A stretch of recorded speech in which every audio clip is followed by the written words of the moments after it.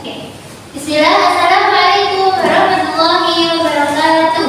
Waalaikumsalam warahmatullahi wabarakatuh. Innalhamdulillah, nahmaduhu wa nasta'inuhu wa nastaghfiruh wa na'udzu billahi min shururi anfusina wa min sayyiati a'malina. May yahdihillahu fala mudilla lahu wa may yudlil fala hadiya lahu. Asyhadu an la ilaha illallah wa asyhadu anna Muhammadan abduhu wa rasuluh. Oke, selamat pagi anak-anak.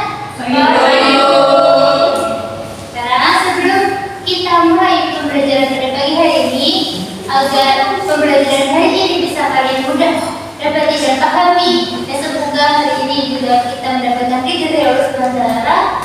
Alangkah lebih baiknya kita mulai dengan membaca al-basmalah dan doa sebelum belajar. Oke, baik kita selesai.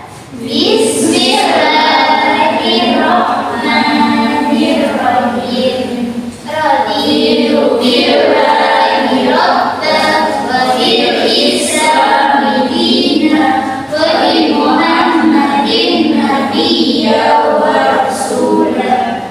Rabbi zidni ilma warzuqni fahma. Oke. Ya, selanjutnya Ibu presensi ya. Nanti, yang namanya dipanggil bilang hadis dan kasih kata-kata semangat hari ini. Oke? Oke. Terserah apapun, ya. Oke. Pertama ada Naila. Hadir, Bu. Oke. Apa nih? Selamat hari ini. Semangat. Oke. Selanjutnya ada Tias. Hadir. Semangat. Semangat. Semangat. Saling semangat dong. Atika. Hadir, Bu. Apa nih? Hadir, apa? Oh, lomba. Terus ada Aisyah. Hadir, Bu. Apa nih? Bahagia senang. Bahagia. Bahagia. Terus Alfia. Hadir. Apa nih? Jangan lupa sholat. Jangan lupa sholat. Oke, selanjutnya Nia. Saya, Bu. Ayo. Ceria. Nia hadir. Erlinda. Ya. Luar biasa. Luar biasa. Oke. Okta. Hadir, Bu. Apa nih? Raya itu sampai di Cina. Yeay. Oke. Jadi semangat ya teman-teman semuanya. Oke. Sebelum pelajaran, coba kita kondisikan barang-barang yang di atas meja disahakan hanya buku, alat tulis, dan yang bisa digunakan untuk belajar. Selain itu, mohon dimasukkan, dirapikan. Oke? Ya.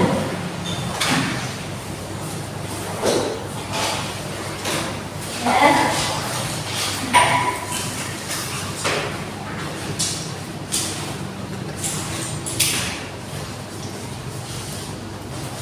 Sebelum ke materi hari ini, Ibu mau ingatkan dulu review materi pekan yang lalu. Masih ingat nggak? Kemarin kan kita membahas tentang peradaban Islam di Timur, yaitu di Damaskus, ya kan?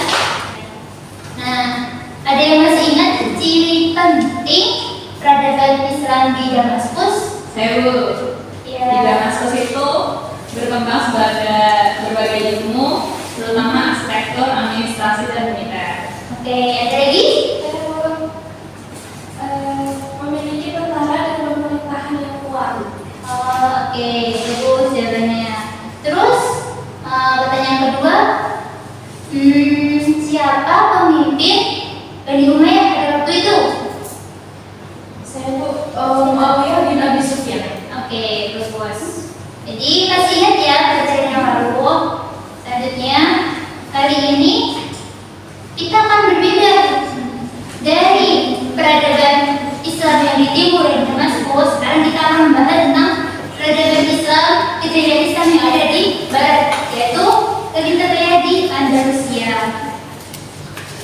Nih, Andalusia ini adalah salah satu kota di depannya teman-teman. Ini salah satu gambaran bangunan arsitektur di seperti zaman itu. Sini ada petanya. Terus tujuan pembelajaran kita hari ini insya Allah akan bahas tentang pertama, bagaimana sih Islam itu bisa masuk ke Andalusia. Terus yang kedua, mengenali tokoh-tokoh Bani Umayyah yang sangat berpengaruh bagi kemajuan Islam di Andalusia. Terus yang ketiga ada mengidentifikasi nilai-nilai apa aja sih yang dapat kita pelajari dari perjuangan para pemimpin waktu itu.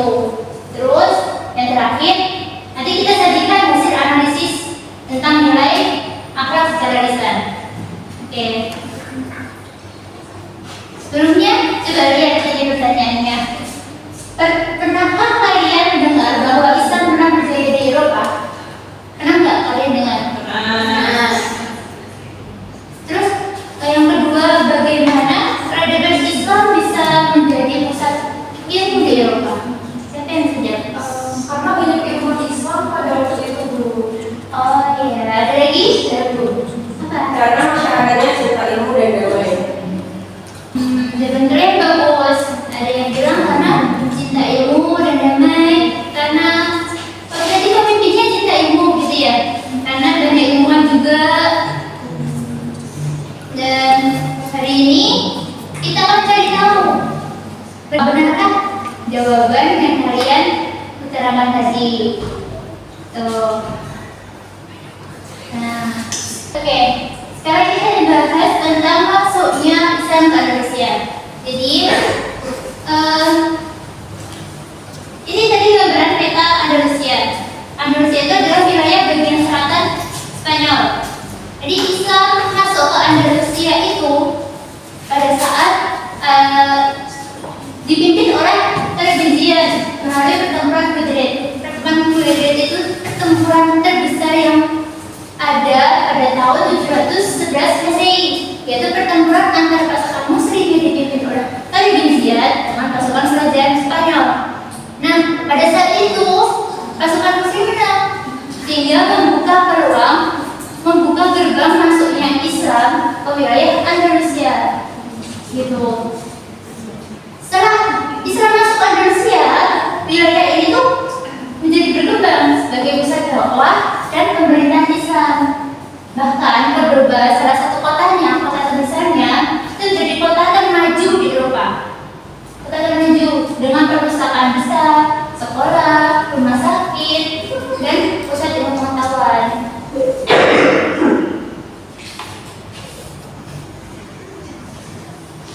Selanjutnya,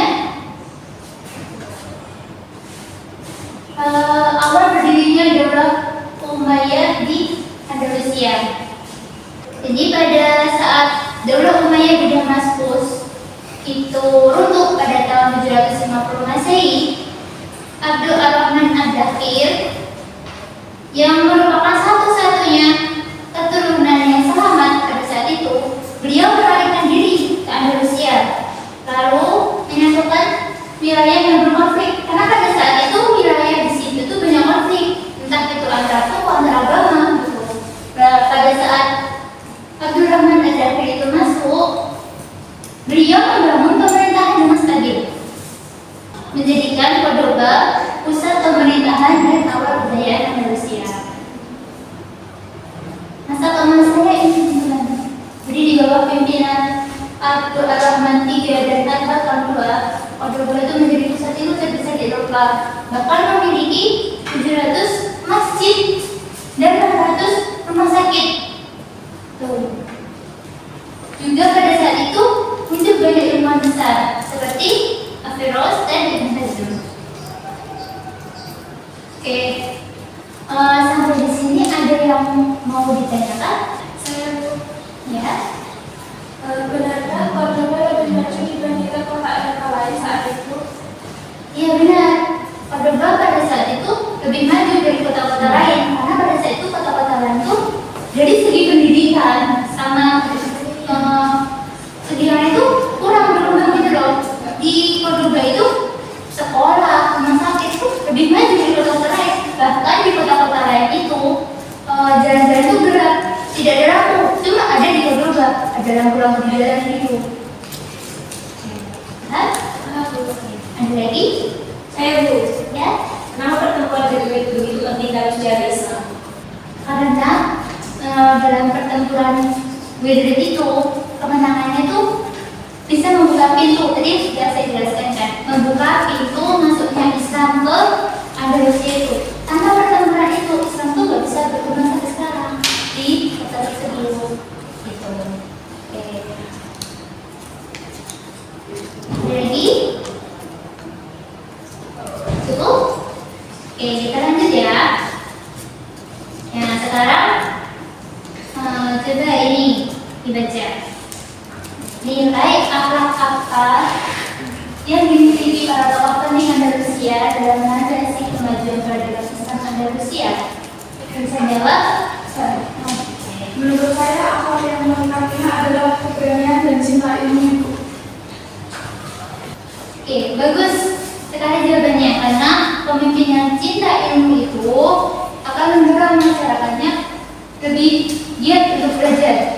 Ya kan, kalau pemimpinnya ada cinta ilmu, masyarakatnya pun juga akan tertular dengan semangatnya para pemimpin itu. Gitu. Terus pertanyaan kedua, bagaimana akhlak tersebut mempengaruhi kemajuan ilmu dan masyarakat? Ada yang bisa menjawab? Saya Bu, seperti yang tadi aku sampaikan, kalau pemimpinnya cinta ilmu, sudah pasti masyarakatnya pun akan ikut suka belajar. Dan keberanian itu penting untuk mengambil keputusan besar. Oke. Lanjut sekarang, tokoh-tokoh utama Andalusia serta Alhamdulillah yang dimilikinya. Yang pertama ada Karim bin Ziyad. Beliau ini tuh pemimpin penaklukan Andalusia. Tadi kan saya jelasin di awal. Proses masuknya Islam ke Andalusia kan dipimpin sama Karim bin Ziyad. Nah, dengan penaklukan tadi membuka pintu Islam ke Eropa. Melalui apa tadi? Pertempuran Badar. Oke, akhlak yang dimiliki oleh Karim bin Ziyad itu diantaranya ini berani memimpin pasukan dalam menghadapi musuh yang kuat. Dia sangat berani. Terus selalu berserah diri kepada Allah dalam menghadapi tantangan besar. Mampu merancang taktik perang yang efektif untuk menerapkan budaya baru. Itu diantara ini akhlak beliau. Terus yang kedua ada Abdurrahman Ad-Dakir. Nah, kalau beliau ini itu merupakan pendiri dinasti Umayyah pada tahun 756 Masehi. Beliau membangun stabilitas politik dan kota Cordoba. Terus akhlak yang bisa kita teladani itu disiplin dalam memimpin, kerja keras membangun negeri, dan pantang menyerah menghadapi tantangan. Jadi beliau itu sangat gigih dan tidak pernah putus asa. Terus yang ketiga ada Abdurrahman ketiga, membangun kemajuan politik dan ekonomi. Jadi pada masa pemerintahan beliau itu beliau sangat memajukan politik dan ekonominya di masa itu. Diplomasi kuat dengan kerajaan Kristen dan Yahudi. Terus akhlak yang bisa kita teladani, keadilan dalam memimpin, kebijakan dalam mengambil keputusan, dan toleransi terhadap semua golongan. Terus yang terakhir ada Al-Hakam II. Beliau mendirikan perpustakaan. Ada 400.000 buku di dalamnya. Terus dia juga mendukung penerjemahan ilmu. Nah, akhlak utama yang beliau miliki adalah cinta ilmu, kedermawanan dalam mendukung pendidikan, dan visi jauh ke depan untuk kemajuan peradaban. Nah, terus sekarang Ibu minta kalian berkelompok ya. Ibu bagi 2 kelompok. Begini aja, yang bagian sini kelompok 1, bagian sini kelompok 2. Tugasnya, ini kan ada pertanyaan. Apa persamaan para pemimpin Indonesia? Tadi kan udah sebutin. Terus yang kedua, mengapa akhlak tersebut membuat Andalusia maju? Yang ketiga, apa hubungan antara akhlak dan kemajuan ilmu? Nanti Ibu minta kalian berdiskusi dan tulis jawabannya di sini aja. Nanti setelah itu kalian presentasikan di depannya perwakilan istirahat 1 orang aja nggak apa-apa. Oke, aku kasih waktu 5 menit. Nanti jawabannya ya.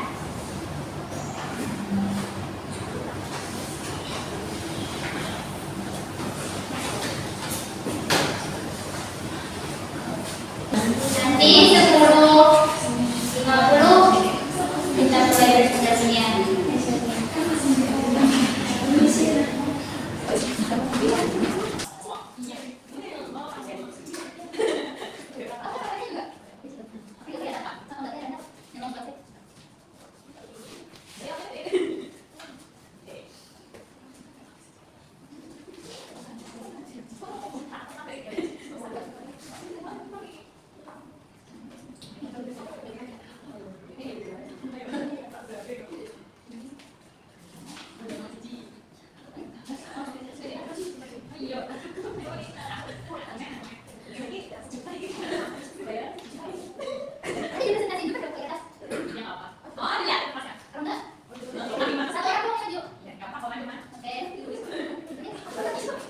Oh ya mereka kalau begitu, tapi nanti tunjukin ya. Tunjukin itu dulu ya, nanti kita cari apa? Apa?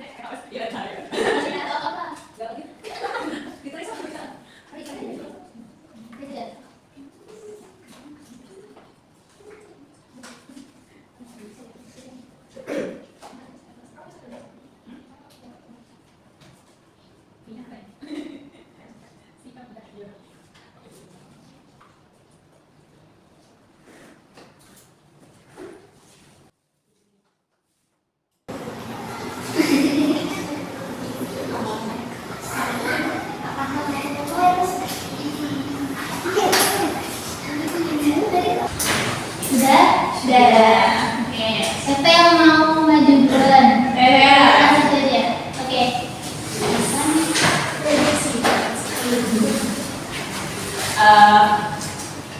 Ide mempresentasikan dari kelompok 1. Apa kesamaan antara para pemimpin Andalusia menurut kelompok kami? Kesamaan antara para pemimpin ialah disiplin, cinta ilmu, adil, kerja keras, keberanian, dan sikap tidak bisa menyerah. Kemudian yang kedua, mengapa akhlak tersebut membuat Andalusia maju? Karena jika pemimpinan disiplin dan bekerja keras, pemerintahan akan menjadi rapi dan maju. Jika pemimpinnya adil dan toleran, rakyat hidup dengan damai sehingga ilmu bisa berkembang. Dan yang terakhir, cinta ilmu juga membuat banyak sekolah, perpustakaan, dan pusat pendidikan lebih banyak dibangun. Lalu yang ketiga, apa hubungan antara akhlak dan kemajuan ilmu? Kalau pemimpinnya memiliki akhlak baik, mereka akan mendukung perkembangan ilmu. Contohnya, pemimpin yang cinta ilmu akan membangun perpustakaan atau pusat pendidikan yang lainnya, dan pemimpin yang adil yang akan membuat masyarakat aman sehingga belajar akan lebih mudah dan tenang. Oke. Terima kasih. Yang kedua, Sebelumnya izinkan saya perwakilan dari kelompok 2 untuk mempresentasikan hasil diskusi kami. Yang pertama adalah apa persamaan antara pemimpin Andalusia. Hasil diskusi dari kami adalah persamaan antara pemimpin Andalusia adalah mereka semua memiliki keberanian, kejujuran, cinta ilmu, dan toleransi. Mereka juga punya visi jauh ke depan sehingga Andalusia menjadi maju. Yang kedua, mengapa hal tersebut membuat Andalusia maju? Jawabannya dari kami, karena sikap toleransi membuat masyarakat tidak saling bertengkar. Cinta ilmu membuat kota Cordoba penuh dengan ilmuwan dan murid. Kejujuran dan keberanian dalam memimpin membuat rakyat percaya dan mau mengikuti. Dan yang ketiga, apa hubungan antara akhlak dan kemajuan ilmu? Jawaban dari kami adalah, menurut kami, ilmu tidak bisa berkembang kalau tidak ada akhlak baik. Kalau masyarakat rukun dan damai karena pemimpin berakhlak, maka sekolah, perpustakaan, dan kegiatan belajar bisa berjalan tanpa gangguan. Terima kasih. Terima kasih untuk kelompok 1 dan kelompok 2 atas diskusinya. Oke. Jadi pernyataan dua kelompok tadi dapat disimpulkan ya teman-teman. Dari kedua kelompok sepakat bahwa akhlak seperti disiplin, terus cinta ilmu, kerja keras, toleransi, itu menjadi kunci kejayaan di Andalusia. Terus dari akhlak yang baik itu lahirlah peradaban yang maju juga. Oke, selanjutnya yang terakhir ini buat refleksi individu masing-masing ya. Ini ibu kasih kertas masing-masing satu, kalian tulis nilai akhlak mana sih yang paling ingin kalian teladani dan bagaimana kalian menerapkannya di minggu ini. Jadi tadi kan ada disebutin akhlak baiknya. Nah, jadi akhlak yang udah disebutin tadi, kalian tuh mau meneladani akhlak yang mana dan mau kalian praktekkan di minggu ini, gitu kan? Oke, paham? Ibu kasih ya.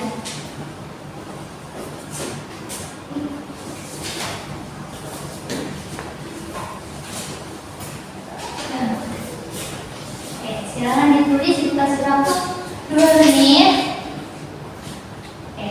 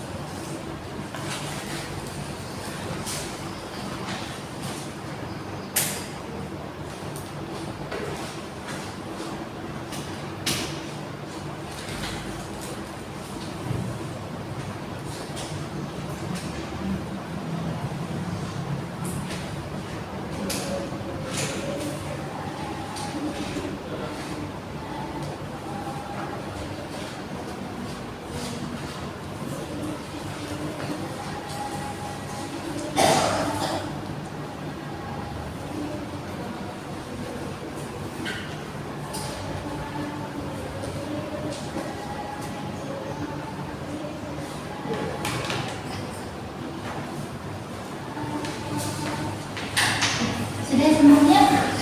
Sudah. Yes. Sekarang ibu mau dengar jawaban dari Aisyah. Saya ingin mengenai akhlak disiplin. Minggu ini saya akan mencoba belajar tepat waktu setiap hari dan tidak menunda tugas. Disiplin. Oke. Terus sekarang Tika. Saya yaitu saya ingin meladani akhlak toleransi minggu ini saat akan berusaha lebih ramah kepada teman yang berbeda suku dan tidak mudah marah saat berbeda pendapat. Oke, toleransi itu yang terakhir. Naila. Saya ingin meladani cinta ilmu seperti para pemimpin Andalusia. Ini saya akan membaca buku minimal 15 menit sehari. Oke, baik. Terima kasih atas jawabannya. Luar biasa. Semoga apa yang kalian tulis, oke, lu selesai ngomong.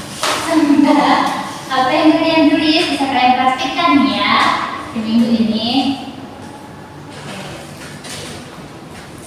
Nih, kesimpulannya ini teman-teman. Jadi Andalusia, kemajuan kejayaan Andalusia itu bukan karena kekayaan atau kekuasaannya atau karena itu, tapi karena akhlak mulia yang dibangun oleh para pemimpinnya. Jadi jika kita meneladani akhlak itu, kita bisa kita bisa membangun lingkungan yang baik. Jadi apa yang kita terapkan, apa yang kita teladani, akhlak dari akhlak mulia itu, dengan itu kita tuh bisa membangun peradaban lebih baik lagi. Jadi teladanilah akhlak-akhlak yang baik, jangan akhlak yang buruk yang diteladani, karena itu sangat mempengaruhi kedepannya.